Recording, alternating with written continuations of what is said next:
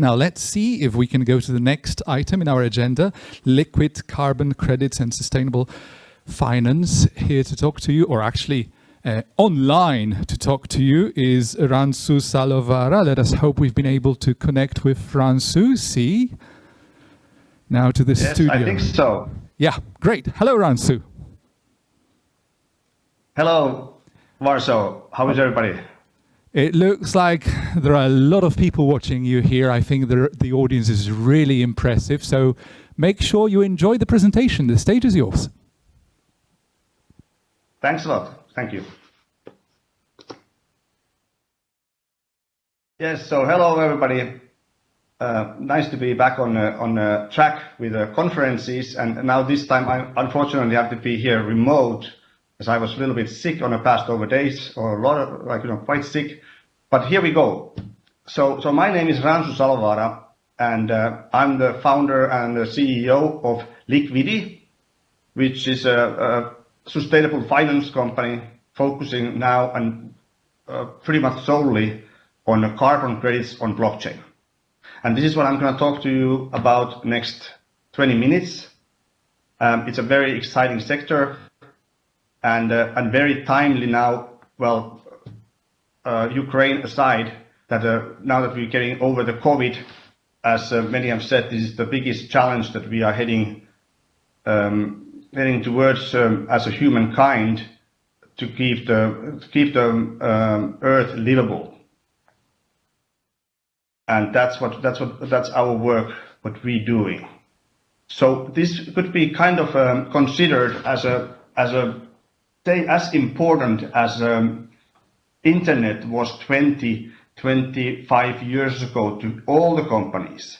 When companies then late 90s, early 2000s started to really realize the importance of the online presence. Now next 5 to 10 years gonna be a time when every company realizes that they have to have a sustainability agenda that will be requested by their clients, by the shareholders, and by employees. Basically, all the stakeholders will require that the companies are acting more sustainably. So that, of course, is because, as we all have, probably already fed up hearing about, is the climate change and the whole Paris Agreement. And now, COP26 was last year, following basically the promise of Paris Agreement and slowing down the global warming to that 1.5 Celsius. And this puts a tremendous challenge to mostly businesses and governments. But we cannot now wait here for governments to check every 5 to 10 years that where are they in evolving on their sustainability agenda. It's pretty much for individual kind of a business leaders and leading companies, and then rest of the companies to follow up on that, to take a lead on this one. And this year really will be the year of carbon awareness and carbon credits and whole offsetting your footprint. And it's number 2 on Fred Wilson's this year's kind of a top themes, was a whole carbon offsetting. Then Bill Gates wrote a fantastic book, How to Avoid a Climate Disaster, around Christmas time, came out around Christmas time. Very, very much worth reading, and he's putting now billions and billions on different kind of solutions to avoid the climate change. And of course, Elon Musk has done a lot for that now by introducing electric cars to the wider audience and becoming most valuable car company in the world. And that is individual transport is one of the biggest polluters that is out there. So this is very much now in ears and eyes of the leadership of the tech world.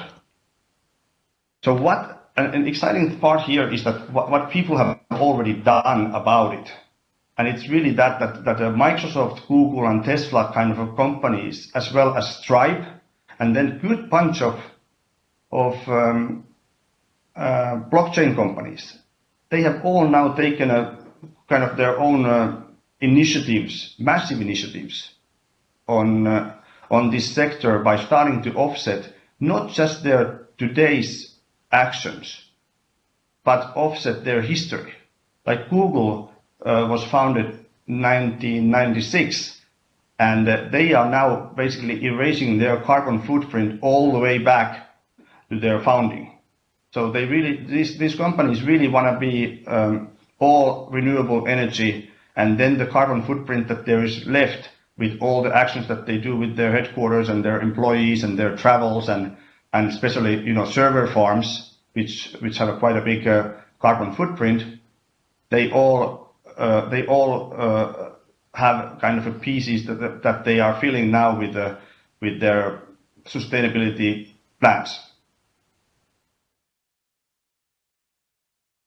And just to give you a little bit more then background on understanding of the carbon market.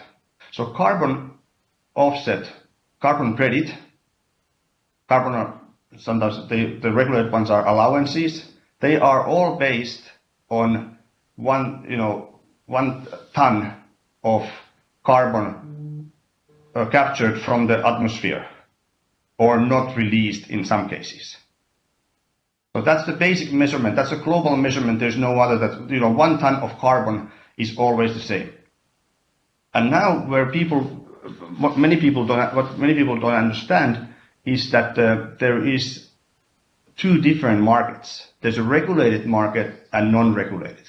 And right now we at Liquidity, we are focusing on voluntary market, which is non-regulated, because then we don't have to work with all the financial market regulations that I have done before, working as a co-founder and CEO of Token Market, where we did 30 ICOs, and then when I launched the Bitcoin ETI to 5 years ago to Frankfurt Stock Exchange, and ever since I've always worked on a regulated market. And that, as many of on our audience knows, it's a tricky market.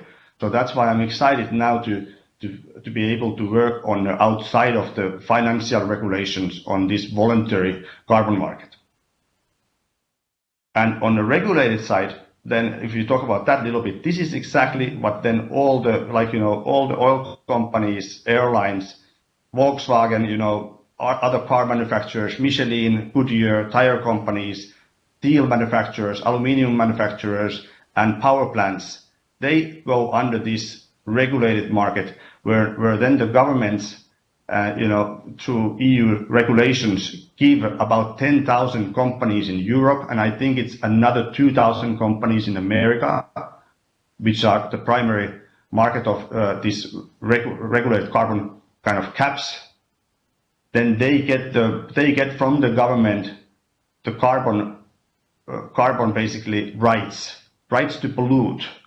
And then when they don't need those all that pollution, let's say that we have a Total on the one side and Shell on the other side. Shell invests aggressively on wind and solar, and then Total does nothing except continues polluting. Then in the end of the year, when they look at their carbon numbers, they realize, okay, Total went way over and Shell is below the cap.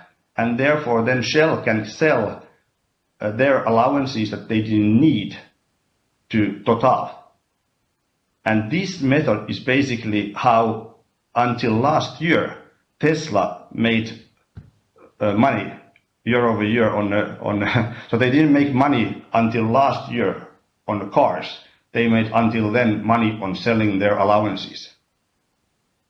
Very interesting. So voluntary market is then for the companies who wants to be market leaders and known for their good global citizenship. That means that they don't have to, like Microsoft doesn't have to comply any renewable energy and other steps and buying carbon credits, but they want to do it. and that is the way that pretty much everyone on this conference, their businesses should evolve. That you want to take these steps towards having a carbon neutral ratio of carbon footprint type of a company, and that one is now then possible with the carbon credits. This carbon credit market that I'm talking about here, that was probably new to many of you, it's an exciting beginning. As we have talked, 2021, it was just 1 billion. Now this year it's going to be 10 billion, and in the end of the actually 2030 is already what Carney says is 100 billion, and then McKinsey says 2050. But the market growth will be there massive, and it will include both. It will be that the demand for carbon credits will grow massively, and also the price of carbon credits will grow. So this is a special market that grows on both, that the value goes up while the market size goes up, and not like for example, cell phone market where the price of the cell phones goes down as the market goes bigger. And therefore then, so our big focus has been over the past months and launching now this year is basically full-on carbon platform on blockchain, on Avalanche blockchain, where you can manage the whole life cycle of carbon credits. So this means that we have a platform now launching in May that enables us and our clients as well and partners to mint carbon credits that we take from the different carbon credits registries, and we have worked on with forest owners and farm owners. So our carbon credits are very much nature-based, and now we are then putting them into the internationally recognized carbon credit verification registries like Vera, and then from there, using a bridge, we are then putting them on chain and minting them. And the first ones will be on Avalanche blockchain in few weeks, our test punch, and then the more will come to the spring, not just with our branding, but with others as well. And then the important part, and why I'm now talking about blockchain being a great solution here, is the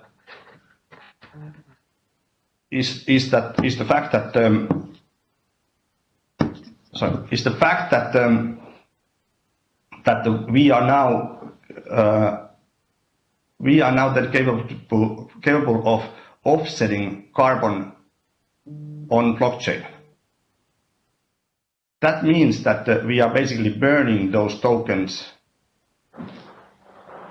We are then trying to burning those tokens on a blockchain, and that enables one of the biggest problems historically on carbon credits has been that there has been so much double accounting, and that has been causing companies not to trust the carbon credits.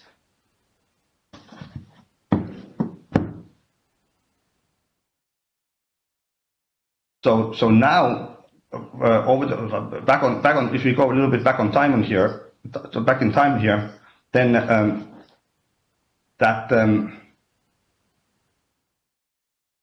starting early 2000s, when carbon credits started, voluntary carbon credits started, it's been counted that as much as 70-80% of Chinese carbon credits were fakes, either complete fakes or based on a double accounting. So now with having a blockchain here on a real use, and now we're back on a platform. Okay, so sorry about that a lot. So now let's talk about let's start from here. Hopefully, at the beginning, you can ask the deck from me then afterwards. So going on the benefits of the blockchain.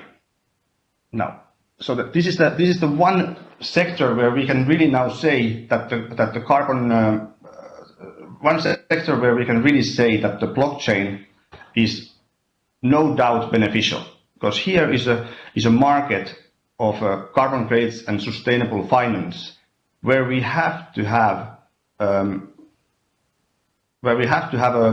two kind of information side by side. We have to have a financial information and we have to have a sustainability information. We have to have a history of a carbon of the carbon, like where it was captured.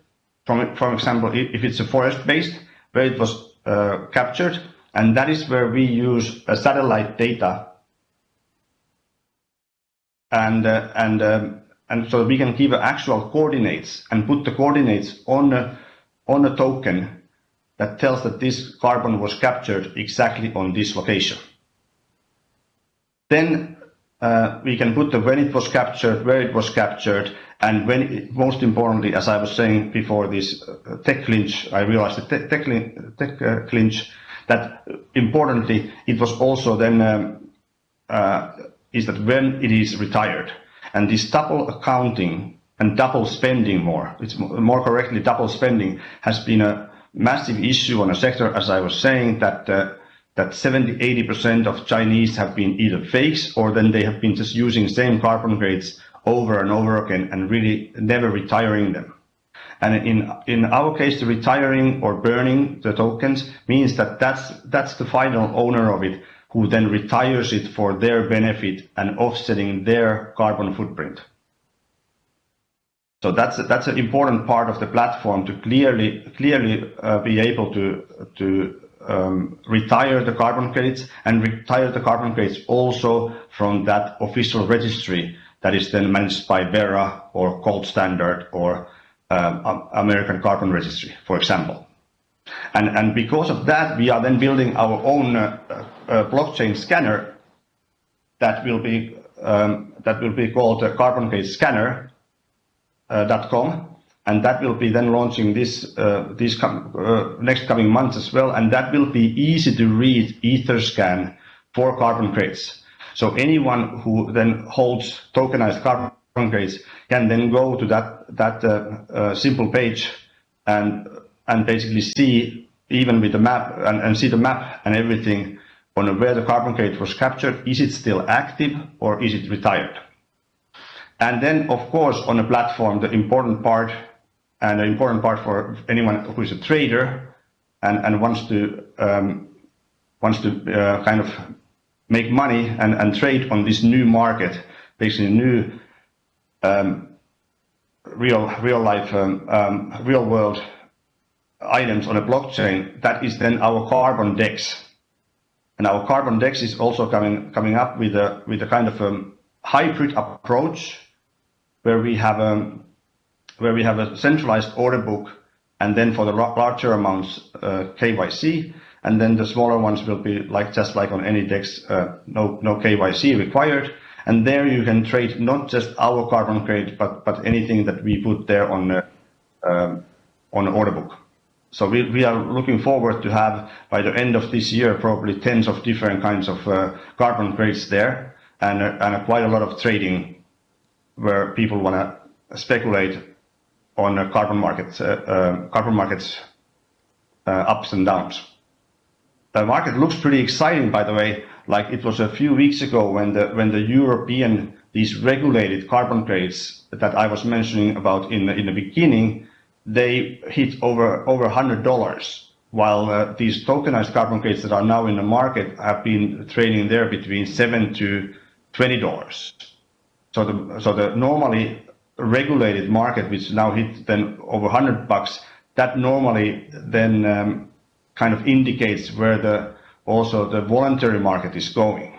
And on the voluntary market, the prices have been kind of all over the place. They have been very low and low quality carbon credits for a few dollars. And then the ones that, for example, Microsoft has been buying have been over $1,000 because they have been created with the different methods. Ransu, I hope you can hear me. Yeah. Finishing touches, please. Yes, exactly. So on that, so our carbon credit that is coming up is called LCO2, and they are then coming in the end of May. And before that, we are now then launching our own token sale together with the DAO maker, and this one is coming now in a coming few weeks. Which we have already sold 1.5 million of it, of a 2.6 million round, and that one is almost done because we are doing our official announcement probably next week or week after that, and we have a lot of benefits. So I recommend that then anyone interested joins our